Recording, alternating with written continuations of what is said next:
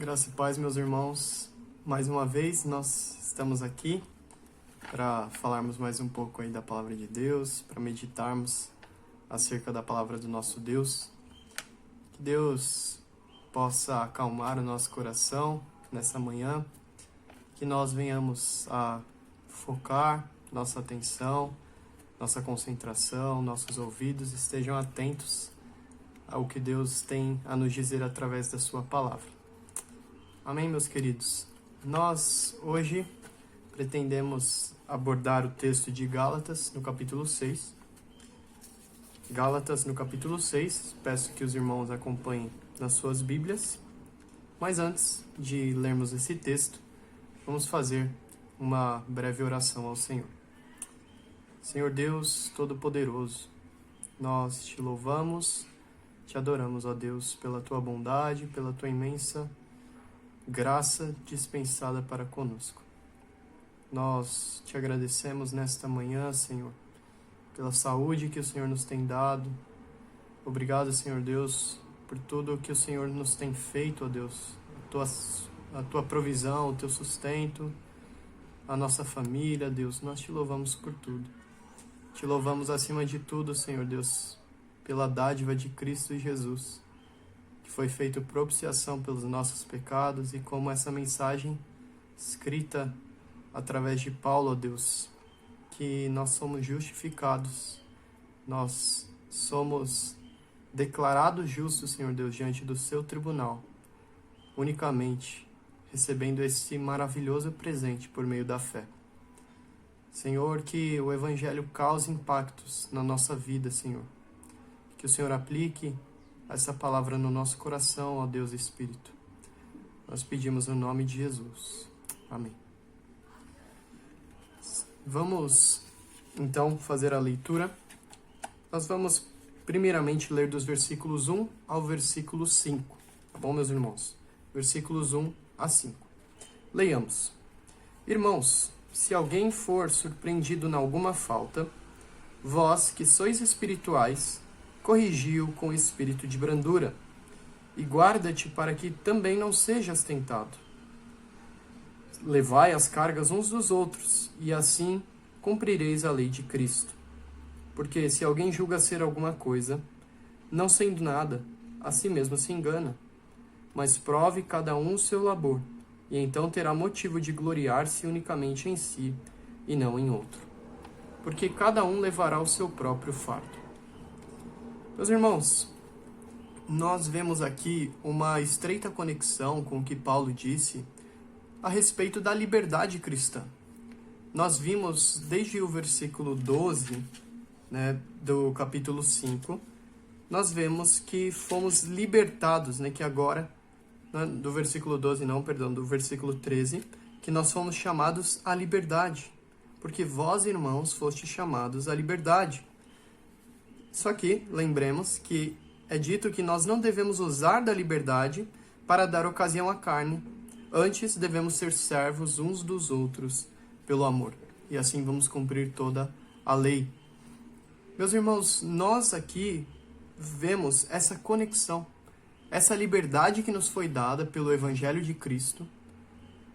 Agora, meus irmãos, ela é nos dada para que nós possamos servir ao nosso próximo.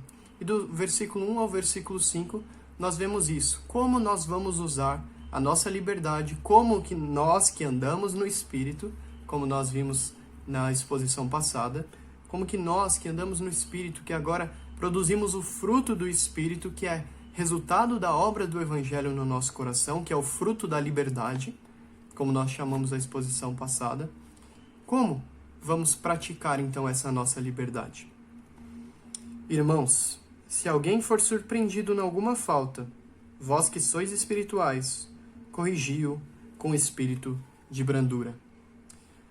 Paulo, ele até cita aqui que nós, através dessa atitude, levando as cargas uns dos outros, nós vamos cumprir a lei de Cristo. Mas vamos olhar atentamente ao texto. No versículo 1, nós vemos que está dito, se alguém for surpreendido. Nós percebemos que na vida do crente, o pecado, ele é uma surpresa, ele é um acidente. A pessoa aqui, ela é surpreendida em alguma falta, em algum pecado. Nós, meus irmãos, apesar de recebermos o Espírito, de andarmos no Espírito, ainda assim podemos cair, ainda assim podemos pecar, podemos falhar. A nossa natureza corrupta ainda permanece com seus resquícios dentro de nós. Por isso nós precisamos diariamente da ação e da obra do Espírito no nosso coração. Mas se alguém for surpreendido em alguma falta, o que nós vamos fazer? Ele diz, corrigiu com o espírito de brandura. Primeiro vamos ver essa parte, corrigiu. Há dois perigos, meus queridos. O primeiro perigo é de faltar-nos coragem para corrigir o nosso irmão. Muitas vezes nós acreditamos no que a pós-modernidade diz, que a fé ela deve ser uma coisa privada, ou seja, a fé ela não está mais no âmbito público, a fé não diz respeito mais a nós, mas diz respeito apenas a cada indivíduo, é a privatização da fé. Então, como eu vou corrigir o meu irmão em alguma coisa? Não, meus irmãos. Nós temos sim a ver com os nossos irmãos, porque nós fomos comprados pelo mesmo Cristo. Nós desfrutamos dessa liberdade que há em Jesus Cristo. Da mesma maneira. Então, meus irmãos, não nos pode faltar coragem também, a fim de corrigir uns aos outros. Cristo, ele coloca justamente os membros que foram salvos por meio do seu sangue, que receberam a regeneração do Espírito, que foram amados no céu, escolhidos pelo Pai. Ele junta esse povo em um único lugar, as igrejas locais, certo? Os irmãos que formam as igrejas locais, então eles devem mutuamente orar uns pelos outros e também estar interessados uns na vida dos outros. E o que isso significa, meus queridos? Que não pode, então, nos faltar coragem para corrigir o nosso irmão. O nosso irmão que veio a cair. Há esse perigo de como é que eu vou abordá-lo, como é que ele vai receber isso. Mas se eu o amo de fato, o amor me leva a corrigir o meu irmão e o amor o leva a me corrigir. Mas há um segundo perigo, que é a correção sem amor. Sob um disfarce possível de zelo, muitas pessoas, elas aplicam uma correção violenta, uma correção sem brandura, uma correção sem amor. Muitas vezes, por conta do seu orgulho, da antipatia que tem com aquela pessoa, e aí apontam o dedo a ela, não, está vendo? Ela caiu, ela pecou. E isso muitas pessoas usam para uma ocasião para insultar e para atingir o seu irmão. Quando na verdade estão fazendo como os Gálatas estavam fazendo. Em 5,15 nós lemos: se vós, porém, vos mordeis e devorais uns aos outros, vede que não sejais mutuamente destruídos. Meus irmãos, essa é uma atitude daqueles que se destroem, se devoram mutuamente. Aqueles que usam uma linguagem rude, uma linguagem ofensiva, grosseira, na hora de corrigir o seu irmão. Que na verdade não visam a correção do irmão, a restauração do irmão, mas visam que ele continue exposto à vergonha. Que ele se torne um caso público para mostrar que nós somos superiores a ele. Infelizmente, isso acontece no meio das igrejas, meu querido. E nós vemos que os legalistas, eles gostam disso. Seria muito comum entre os Gálatas, já que eles buscavam algum tipo de justificação, tanto por Cristo quanto pelas obras da lei, somavam a obra de Cristo às obras da lei, a circuncisão, a guarda da dieta, a guarda do calendário. Então, se um dos crentes caísse em alguma falta, está vendo, esse não é um dos irmãos, esse não guarda a lei como deveria guardar. E então, os legalistas, eles gostam de censurar os outros pelo seu desempenho. Mas o crente que conhece de fato o Evangelho, esse Evangelho que nos justifica gratuitamente pela fé, como toda a carta aos Gálatas testifica a nós, o crente que conhece esse precioso Evangelho de que ele estava totalmente depravado, mas que ele recebeu nova vida em Cristo, que ele foi amado, aceito pela obra exclusiva do Senhor Jesus, esse estará muito mais apto a estender a mão da graça, a mão do perdão, porque ele mesmo recebeu essa graça e esse perdão de Deus. Então, nós vamos estender misericórdia ao nosso próximo. Mas é interessante que diz que nós devemos corrigir o irmão com espírito de brandura. Só pode, meus irmãos, ser considerada uma correção piedosa, uma correção bíblica, uma disciplina bíblica, de fato, aquela que é ofertada ao próximo com espírito de mansidão, com espírito de generosidade, não com espírito de acusação. E é interessante que Paulo ele mostra aqui que não basta apenas nós termos um aspecto exterior de bondade, mas é necessário que tenhamos um espírito de brandura, ou seja, que seja um sentimento interior, um estado interior de brandura, de mansidão, para que então nós venhamos a socorrer e a corrigir o nosso próximo. Sem esse espírito de brandura, de nada vale nós tentarmos corrigir ao nosso irmão. Porque qual que é o propósito da correção, meu irmão? O propósito da correção do irmão faltoso é justamente que ele se levante, justamente que ele se erga, justamente que ele possa voltar ao seu estado anterior de firmeza na fé. Mas isso nunca será alcançado, meu querido, se nós, com violência, intentarmos corrigir o nosso irmão. Uma repreensão violenta não alcançará o fim almejado por Deus. Mas nós perguntamos, quem deve corrigir o irmão que foi surpreendido em alguma falta? Paulo diz, vós que sois espirituais, ou seja, vós que andais no Espírito. Para corrigir o irmão, nós devemos estar andando no Espírito, nós devemos estar demonstrando o fruto do Espírito. Meu querido, mas se atente ao final do verso 1. E guarda-te para que não sejas também tentado. E guarda-te. Nós, muitas vezes, somos tão rápidos, tão céleres para apontar o erro no outro, mas nos descuidamos da nossa própria vida. Por isso Paulo diz a Timóteo, guarda a ti mesmo e guarda a doutrina. Tenha cuidado de ti mesmo e da doutrina. Nós devemos, em primeiro lugar, guardar a nossa própria vida. O próprio Senhor Jesus disse que para corrigirmos outro, nós devemos olhar antes para nós mesmos.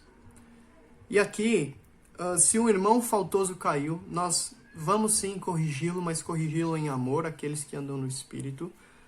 Mas nós devemos estar atentos para a nossa própria possibilidade de cair no mesmo pecado que o nosso irmão faltoso caiu. Não adianta, meus irmãos, repreender os outros e não atentar-se aos seus próprios pecados, às suas próprias falhas, às suas próprias misérias. E, meu querido, o crente de fato que conhece o Evangelho, ele reconhece que ele está da mesma maneira e na mesma medida sujeito a cair naquele pecado que o irmão faltoso caiu. E por isso ele vai estar mais disposto a conceder o perdão, a conceder a mão, a estender a mão a esse irmão faltoso. Porque justamente ele sabe que sem a graça de Deus ele não é nada. Mas o legalista, aquele que acha que faz tudo na força do seu braço, tudo na força da carne, esse não tem qualquer senso de que ele carece de fato completamente da graça de Deus, e então ele não estará disposto a conceder perdão ao próximo. Meus irmãos e minhas irmãs, venhamos a nos guardar a nós mesmos, a fim de que também não caiamos no mesmo pecado do qual estamos sendo instrumentos de Deus, ou para o qual estamos sendo instrumentos de Deus, de aplicar a correção no nosso irmão. Mas Paulo prossegue nesse mesmo assunto, no versículo 2, dizendo, levai as cargas uns dos outros, e assim cumprireis a lei de Cristo. As fraquezas ou os pecados sobre os quais nós lamentamos, eles são aqui chamados de cargas ou de fardos, depende da tradução que você está usando. Aqui nós adotamos a atualizada. Mas, meus irmãos, nós devemos, então, nos apoiar mutuamente na luta contra o pecado. Todos os crentes, como nós dissemos na exposição passada, o cristianismo ele é um verdadeiro combate. Todos nós estamos combatendo, meu irmão, e muitas vezes nos faltam as forças. E nós precisamos de companheiros para carregar os nossos fardos, para compartilharmos as nossas lutas, os pecados contra os quais nós lutamos, contra os quais nós estamos nos humilhando diante de Deus, pedindo misericórdia. E tantas vezes não é fácil, meus irmãos. A tentação é forte, o tentador conhece diversos meios de procurar nos derrubar. Então nós precisamos, meus irmãos, de amigos, de irmãos, que nós possamos compartilhar as nossas falhas, os nossos fracassos, os nossos pecados. Como diz o apóstolo Tiago, confessai uns aos outros os vossos pecados. Que nós venhamos a levar as cargas uns dos outros.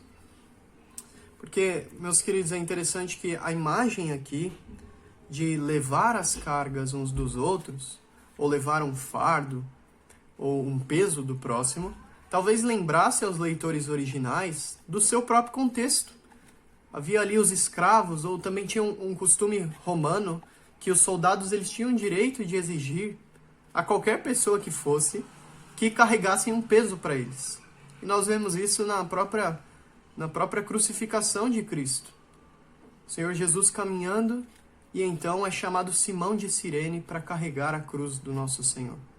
Então, aqui, é como se nós, para levarmos as cargas uns dos outros, uma coisa que traz uma implicação esse versículo é justamente de que não temos como carregar as cargas dos nossos irmãos se não estivermos suficientemente próximo deles, a fim de que possamos colocar os pesos deles sob os nossos ombros.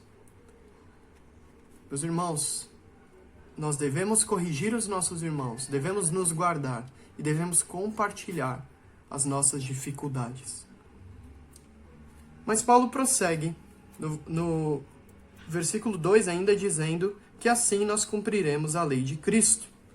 E é interessante que esse texto ele espelha justamente o texto anterior de Gálatas 5, 13 e 14. Porque vós, irmãos, fostes chamados à liberdade, porém não useis da liberdade para dar ocasião à carne, sediante servos uns dos outros pelo amor. Porque toda a lei se cumpre em um só preceito, a saber, amarás o teu próximo como a ti mesmo. Os judaizantes que estavam ali impondo aos Gálatas a guarda da lei, aqui há uma lei, a lei de Cristo, a qual eles deviam se atentar. A lei que é resumida no amor ao próximo. A lei que olha para o amor que nos foi dispensado do alto. O amor que Deus nos concede. E esse amor então é estendido ao nosso próximo.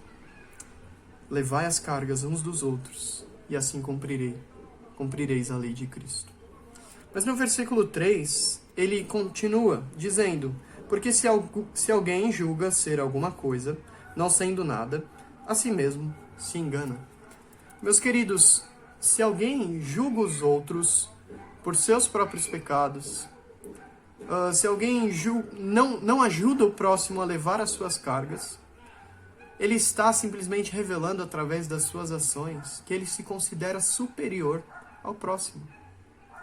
Se ele não ajuda a corrigir o irmão ou corrige violentamente, se ele não ajuda a levar as cargas, ele mostra com isso que ele se considera muito superior àquele irmão. E é como se Paulo estivesse dizendo aqui no versículo 3, se alguém julga ser alguma coisa não sendo nada, ele diz basicamente, visto que todos os homens são nada diante de Deus. Aquele que deseja apresentar-se em uma posição elevada, ele está se enganando. Ele engana a si mesmo. Porque nada nós temos do que nos gloriar. Logo, quando nós nos gloriamos em nós mesmos, tudo isso não passa de vaidade. Não passa de vaidade. E essa reflexão, irmãos, então ela nos fará muito mais compassivos com os irmãos que caem, como é dito lá no versículo 1, aqueles que são surpreendidos em alguma falta. Porque de onde vem a arrogância para com o nosso próximo, senão do nosso coração cheio de orgulho, cheio de vaidade? Mas se nós percebermos que não somos nada, de fato, não teremos do que nos gloriar. E então, saberemos que nós poderíamos ter caído, tanto quanto aquele irmão que de fato veio a cair. Porque o cristão, ele sabe que tudo que ele é, vem de Deus. E ele também sabe que tudo que ele não é, também é fruto da graça de Deus. O que somos e o que não somos, é tudo de Deus. É tudo de Deus. É tudo por causa da obra do Espírito em nosso coração. É Ele quem produz o fruto. É Ele quem remove as obras da carne da nossa vida. Então, do que nós vamos nos gloriar? Senão do nosso Deus. Senão de amá-lo e conhecê-lo, como diz Jeremias 9. Não temos do que nos gloriar, meus queridos. Então, não podemos nos colocar nesse olhar superior para com o próximo. No versículo 4, ele continua dizendo: mas prove cada um o seu labor, e então terá motivo de gloriar-se unicamente em si, e não em outro. É interessante, a versão NVI diz assim: cada um examine os próprios atos, e então poderá orgulhar-se de si mesmo, sem se comparar com ninguém. Eu achei bem interessante, talvez fique um pouquinho mais claro. Porque o que ocorre com frequência é que, ao nos compararmos com outros, a opinião mesquinha que nós formulamos ela nos leva a nutrir um sentimento de que nós somos melhores do que ele porque ele caiu. E eu não, eu ainda estou em pé. Ou seja, muitas vezes nós procuramos diversas pessoas a fim de que nós possamos nos comparar com alguém. Eu vou me comparar com esse, e é interessante que geralmente nós nos comparamos com quem está numa situação pior do que a nossa. Não nos comparamos com o alvo final, que é a conformidade com Cristo. Se nós olhássemos para Cristo, nós veríamos muito mais a nossa própria miséria, o nosso próprio pecado. Eu olharia para o alto e diria: Deus é santo, santo, santo. E eu sou tudo, menos santo. Mas nós gostamos de pegar alguém para nos compararmos, e então, quando nós nos comparamos, nos sentimos bem. Mas Paulo justamente acusa e proíbe essa atitude aqui, dizendo: cada um prove o seu labor, ou seja, cada um examine os seus próprios atos. Não é para nos compararmos com outros, meus irmãos. Avalie-se não pelo padrão de outro, ou se comparando com outra pessoa, com aqueles que parecem menos dignos de aprovação, ou que vivem uma vida mais licenciosa ou mais pecaminosa que a sua. Mas que nós, crentes, ponhamos de lado qualquer consideração em relação aos outros. Então possamos examinar a nossa própria consciência, examinar a nossa própria conduta, examinar o nosso próprio relacionamento com Deus e perguntemos a nós mesmos: o que eu tenho produzido? Qual é o meu fruto? Porque somente levando em consideração a si mesmo e não se comparando com os outros, é que nós vamos de fato receber algum louvor. Como Paulo diz: prove cada um o seu labor, examine cada um a sua própria atitude, e então terá motivo de gloriar-se unicamente em si, e não no outro. O gloriar-se, meu irmão, nessa passagem, como não pode ser contraditório ao que eu acabei de dizer, o que o apóstolo Paulo sempre diz nas suas cartas, de que nós devemos nos gloriar somente em Deus. Então, como é que nós vamos nos gloriar unicamente em nós? O gloriar-se tratado nessa passagem é o gloriar-se de uma boa consciência. Paulo mesmo disse lá em Atos 23, versículo 1, fitando Paulo os olhos no sinédrio, disse: varões e irmãos, tenho andado diante de Deus com toda boa consciência até o dia de hoje. Essa boa consciência é aquela consciência na qual o Senhor permite que o seu povo se satisfaça. Então, é esse o nosso gloriar-se, é desfrutar e nos alegrarmos de termos uma boa consciência, mas sabendo que essa boa consciência veio do Pai das Luzes, porque toda dádiva e todo dom perfeito vem do céu, vem do alto. Então, Paulo, ele nos leva a concluir aqui que quando um homem ele é avaliado pela sua própria dignidade, e não pela inferioridade dos outros, não por ficar se comparando com os outros, ele recebe algum louvor que é justo e substancial. Mas, para fechar essa primeira sessão, nós vemos o versículo 5, porque cada um levará o seu próprio fardo. É interessante, nós lemos no capítulo 2, no versículo 2, Gálatas 6:2, levai as cargas uns dos outros. E aqui está dizendo que cada um levará o seu próprio fardo. Mas o que Paulo está querendo dizer aqui? Ele está querendo dizer justamente que Paulo aqui basicamente ele nos está introduzindo diante do tribunal de Deus. E nesse tribunal, cada indivíduo ele prestará contas de si mesmo ao Senhor. Ele não terá com quem se comparar para ele ser superior. Mas o critério de entrada no céu é a perfeição. E como então alguém entra no céu? Justamente, esse sendo representado e estando em Jesus Cristo. Jesus Cristo obedeceu perfeitamente a lei de Deus no nosso lugar. E ele recebeu a ira de Deus também no nosso lugar. De tal modo que Deus nos vê como sem nenhum pecado, porque todos os pecados foram depositados em Cristo. E Deus também nos vê como ativamente cumpridores da lei, guardadores da lei de Deus. Porque Cristo a cumpriu perfeitamente no nosso lugar. Mas aqui, Paulo ele nos coloca diante desse tribunal e nos faz ver que todo indivíduo ele terá de prestar contas de si mesmo, sem ficar se comparando com os outros. Porque é assim que nós somos enganados, meus irmãos.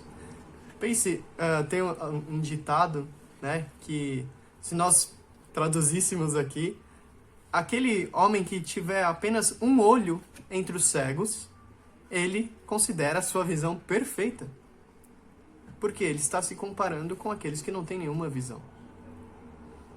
Então, meus queridos, nós nos enganamos facilmente se nos compararmos com os outros, com os demais. O apóstolo, então, ele nos leva à conclusão de que não terá lugar no juízo de Deus aquele que se compara com os outros e não encara a sua própria vida, a sua própria atitude diante do Senhor. Resumindo essa primeira parte, nós devemos corrigir os nossos irmãos. Devemos ter coragem para isso, mas fazer isso com espírito de brandura, em amor, visando a restauração dele. E devemos juntos caminharmos, carregando os fardos, as cargas uns dos outros. E assim nós vamos cumprir a lei de Cristo. Nós não vamos, com espírito de legalista, ficar nos comparando uns com os outros. Mas nós vamos viver em serviço, em amor, uns para com os outros. Mas Paulo, então, continua do versículo 6 ao versículo 10. Mas aquele que está sendo instruído na palavra, faça participante de todas as coisas boas aquele que o instrui. Não vos enganeis, de Deus não se zomba, pois aquilo que o homem semear, isso também ceifará. Porque o que semeia para a sua própria carne, da carne colherá corrupção. Mas o que semeia para o Espírito, do Espírito colherá vida eterna. E não nos cansemos de fazer o bem, porque a seu tempo ceifaremos, se não desfalecermos. Por isso, enquanto tivermos oportunidade, façamos o bem a todos, mas principalmente aos da família da fé. Meus queridos, vamos olhar o versículo 6. Mas aquele que está sendo instruído na palavra, faça participante de todas as coisas boas aquele que o instrui. É muito provável, meus irmãos, que os ministros da palavra, os mestres da palavra eram, naquele tempo, negligenciados. Isso mostrava uma ingratidão terrível para com eles. Porque quão indigno é nós defraudarmos aqueles que são, conforme diz o texto em Timóteo, Paulo escrevendo a Timóteo, de que são dignos de duplo honorário. Aqueles que se afadigam na palavra, aqueles que presidem bem, especialmente aqueles que se afadigam na palavra.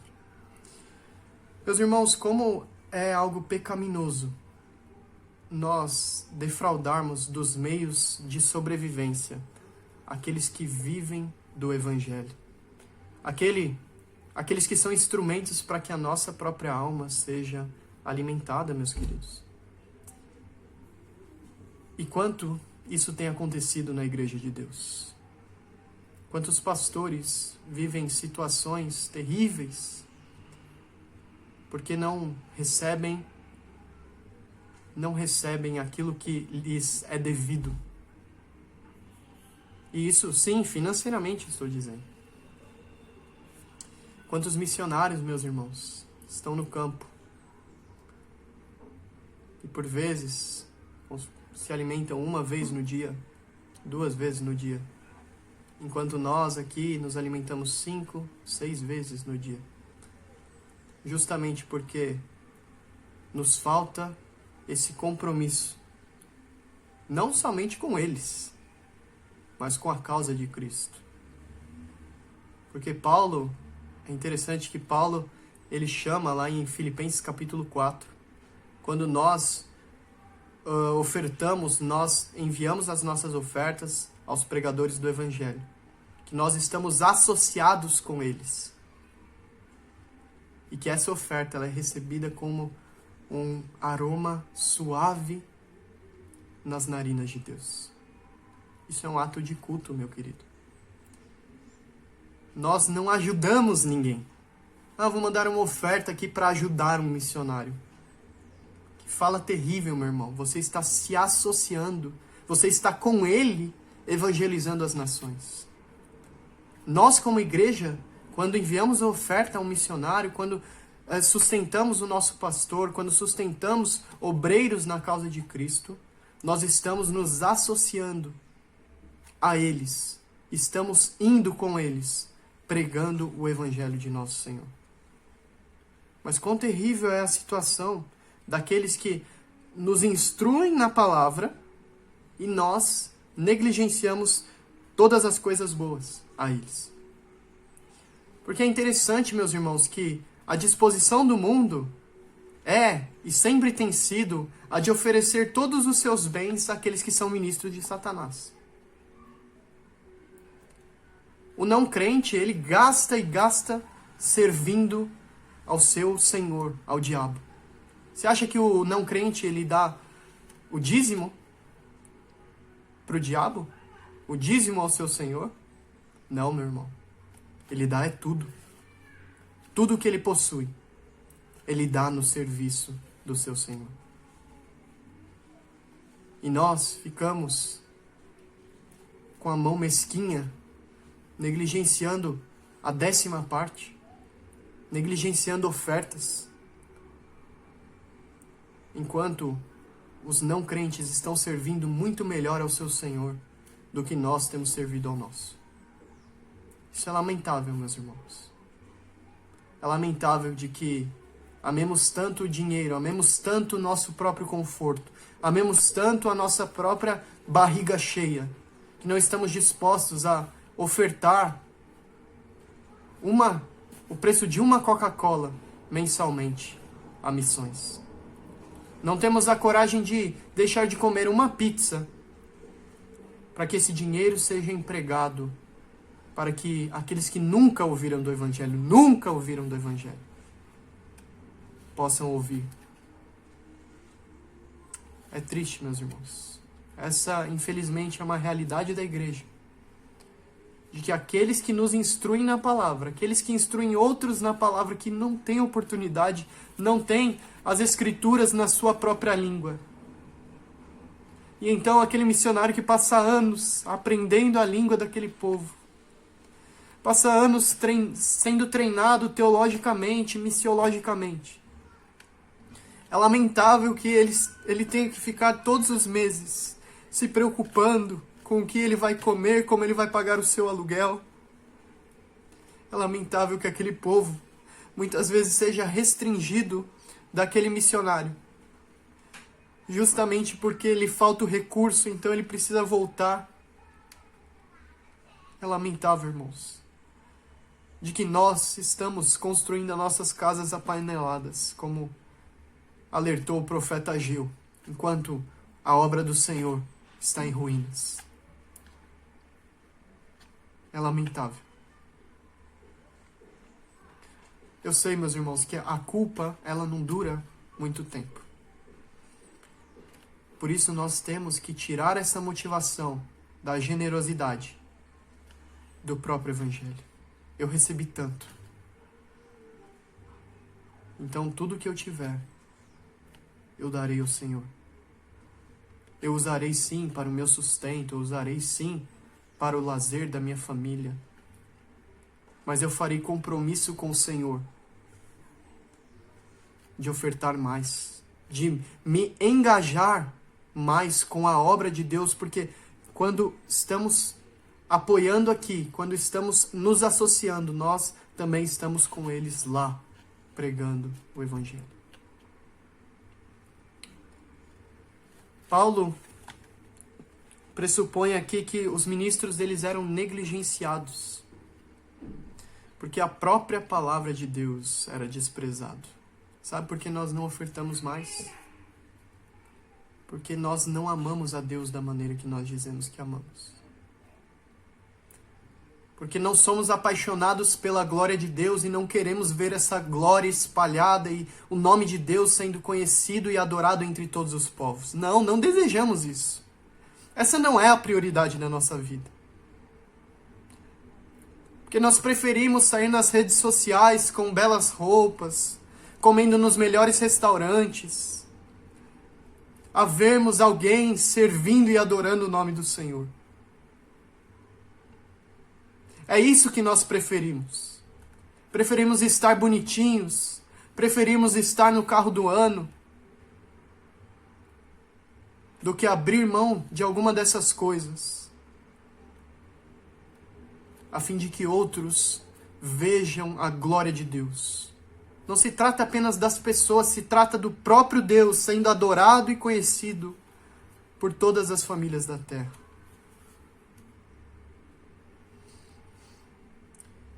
Meus irmãos, se Deus e a sua palavra forem de fato estimados, os seus ministros sempre receberão o tratamento amável, um tratamento honroso e um tratamento digno.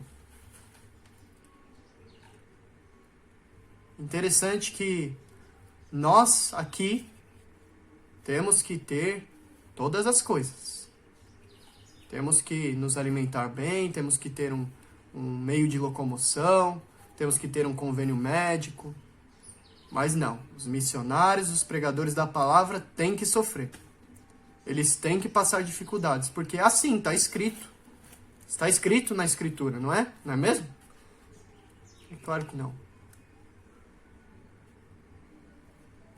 Um dos meios, meus queridos, de Satanás,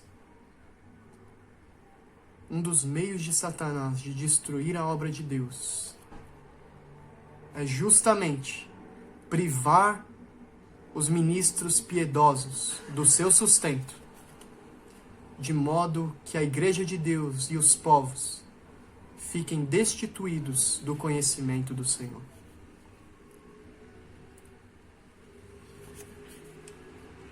Nos é dito que devemos fazer participante de todas as coisas boas, aquele que nos instrui.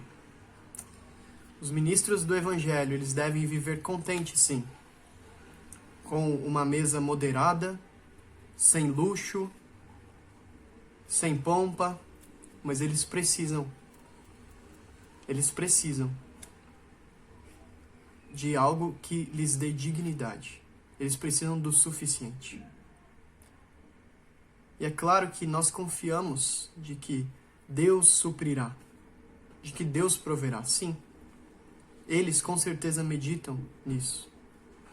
De que assim como Ele sustentou o pardal, os lírios no campo, enfeitando a eles, Ele também cuidará deles.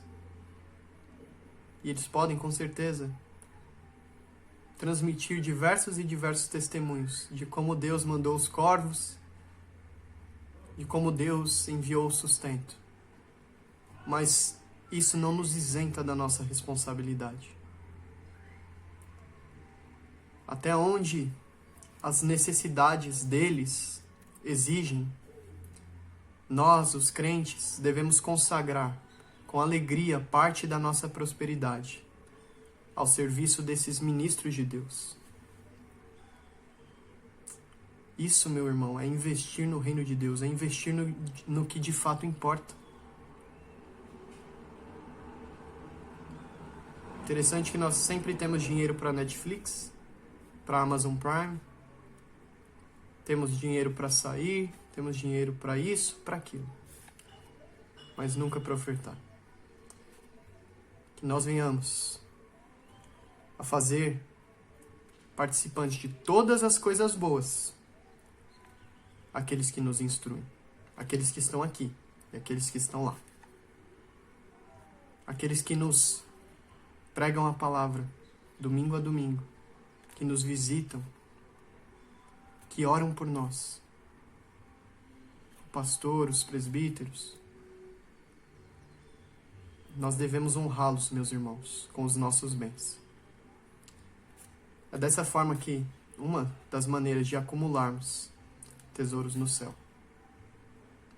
E a pergunta que fica para você é: você está investindo, você está acumulando tesouros no céu ou apenas nessa terra? Apenas bens efêmeros que logo passarão. Versículo 7 diz: não vos enganeis, de Deus não se zomba.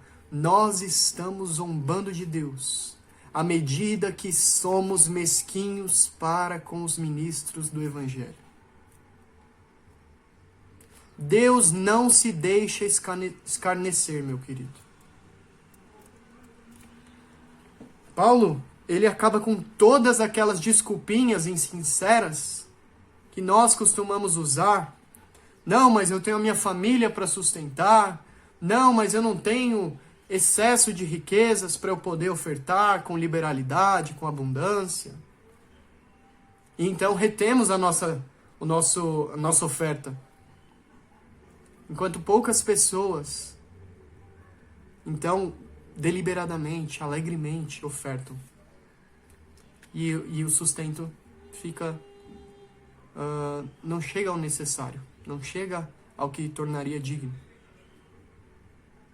Interessante, eu cito aqui Calvino quando ele diz: o suprimento das necessidades físicas de um homem não é toda a questão nessa passagem. A questão envolve o quanto estimamos a Cristo e o seu Evangelho. Mas esse menosprezo não ficará impune. Não ficará. Porque tudo o que o homem semeia, isso também ceifará. Muitas vezes a nossa liberdade, a nossa liberalidade, melhor dizendo, ela é restringida porque o que passa na nossa mente? Passa na nossa mente de, à medida que nós ofertamos, nós estamos perdendo bens, nós estamos perdendo recursos. Eu estou perdendo quando eu dou. Aí fica aquela inquietação de que, eu poderia ter mais se eu não desse. Tudo que o homem semear, ele também ceifará. Ele confronta essa ideia de que é perda quando ele aplica a ilustração no versículo 8 da ceifa. No versículo 7 ele já iniciou e vai continuar no versículo 8. Porque o que semeia para a sua própria carne, da carne colherá corrupção. Mas o que semeia para o Espírito, do Espírito colherá vida eterna.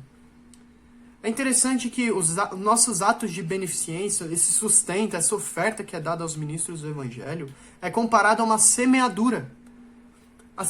Na semeadura, as sementes são lançadas pela nossa mão, espalhadas aqui, ali, sobre o solo.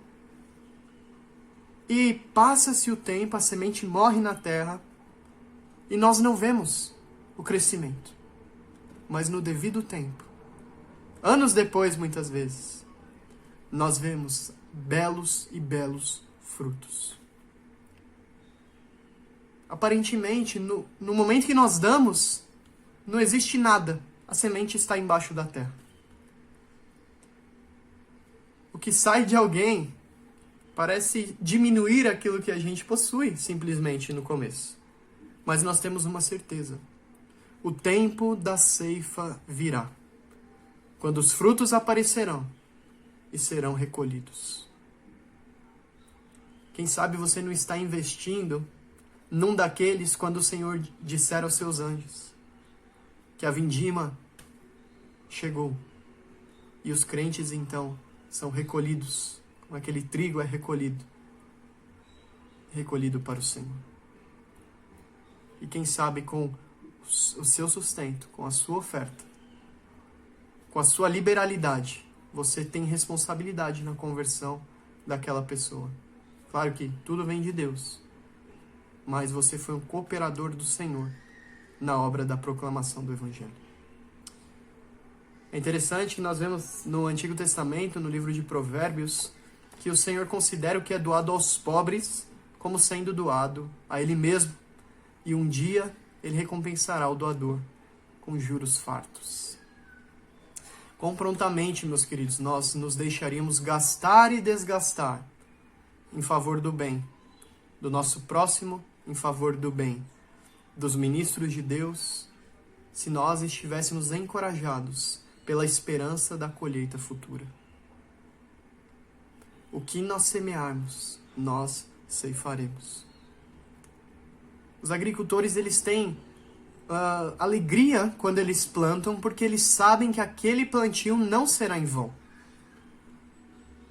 Que Deus lhes mandará chuva, Deus fará crescer a semente. E então eles esperam pacientemente alguns meses, e então o resultado virá. E que isso, meus irmãos, fique na nossa mente, de que sempre que aquele pensamento carnal nos impedir de dar, porque vamos pensar que nós estamos perdendo, na verdade nós estamos ganhando. Que isso seja um impulso para fazermos o bem. E geralmente, Deus, ele acrescenta os recursos, aquele que dá, para que esse possa dar ainda mais, para que ele possa ofertar ainda mais, para que ele possa se comprometer ainda mais. Se você diz que você daria mais recursos à obra de Cristo, se você tivesse mais, eu digo que se você não é fiel no pouco, nunca será fiel no muito. Nunca. O que semeia para o Espírito, do Espírito colherá vida eterna. Nós colheremos os frutos incorruptíveis dessas realizações espirituais. Nós colheremos. Por fim, meus queridos, chegamos aos versículos 9 e 10. E não nos cansemos de fazer o bem, porque a seu tempo ceifaremos, se não desfalecermos. Por isso, enquanto tivermos oportunidade, façamos o bem a todos, mas principalmente aos da família da fé. A prática do bem aqui é recomendada, numa sequência dessa dádiva aos ministros de Deus. E algumas características dessa prática do bem podem ser destacadas aqui nos versículos 9 e 10. Essa é uma atividade que deve ser contínua. Não nos cansemos de fazer o bem, diz o versículo 9. E o versículo 10, enquanto tivermos oportunidade.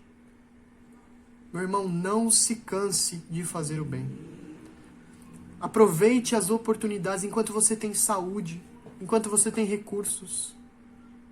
Faça o bem. Faça o bem. Mas essa é uma atividade que deve ser abrangente. Faça o bem a quem? Façamos o bem a todos, diz o versículo 10. A todas as pessoas. A crentes e a descrentes. Aquele que você sabe que está passando necessidades. Aquele missionário que está passando necessidades. Aquele seu amigo que está passando necessidades. Aquele que não está bem emocionalmente, faça o bem a ele. Não só com seus recursos, mas com seu choro, com a sua oração, com as suas lágrimas. Faça o bem.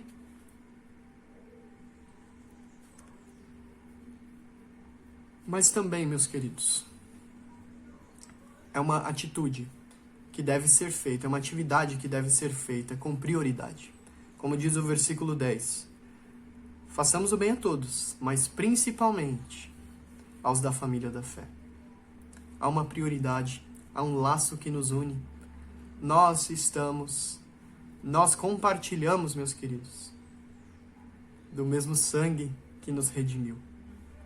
Nós somos unidos em Cristo. Por isso esse é um vínculo maior, mais estreito do que aquele vínculo que nos une com a nossa própria família de sangue. Então, priorizemos isso, façamos o bem a todos, sim, mas especialmente aos da família da fé. Que antes de consultar para quem eu posso ajudar, deixa eu ver dentro da nossa igreja local, dentro do círculo dos crentes que você conhece. Façamos o bem a todos, mas especialmente os da família da fé. E por fim, é uma atividade que recebe recompensa do alto. Não nos cansemos de fazer o bem, porque a seu tempo ceifaremos, se não desfalecermos. Meus irmãos, quais são as aplicações que nós podemos tirar dos versículos 1 a 10? Creio que 3 aplicações muito práticas. Sustente e apoie ao seu irmão, inclusive corrigindo em amor. Nós precisamos demonstrar amor aos nossos irmãos. E amor significa correção. Amor significa companheirismo. Amor significa compartilhar as cargas uns dos outros. Eu tenho que te perguntar, o que você está fazendo pelo seu irmão? Nessa quarentena, qual é o nosso envolvimento com a situação do nosso irmão? Quantas vezes nós ligamos a alguém, oramos por alguém, ou estamos tão afastados da igreja, nem mesmo assistimos mais às lives. E estamos bem, estamos confortáveis assim. E qual é o envolvimento que você tem com o seu irmão? Você faz parte dessa comunidade, meu irmão? Você tem orado pelos seus irmãos? Você tem clamado ao Senhor que os guarde, que os sustente, que os livre das ciladas do maligno? Tem clamado para que eles sejam fortalecidos no Senhor e na força do seu poder?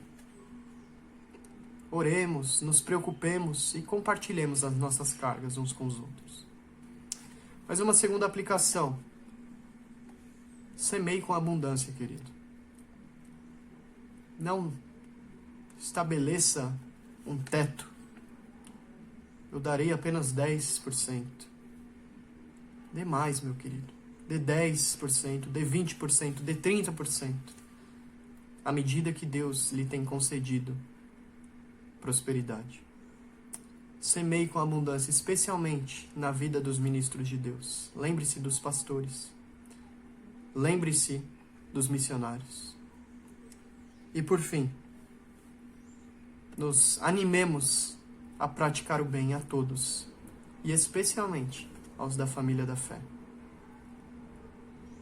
Quanto bem eu estou fazendo? Quanto bem eu posso fazer? Será que eu estou fazendo tudo aquilo que eu poderia fazer?